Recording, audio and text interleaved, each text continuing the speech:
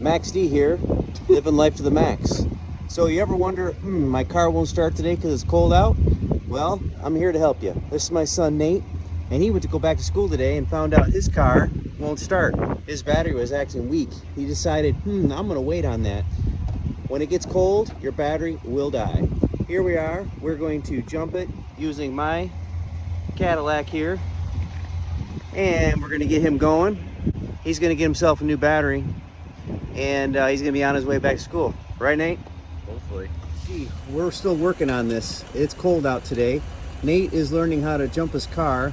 He says he knows how to do it, but I'm gonna be here to help him. So he's gonna be stretching it over, and this car, the black happens to be on the post, so it's right there, and it shows you a symbol. The red's back there, and this is his Jeep. You come on over here, red is here, and black, you're gonna put on the black post there.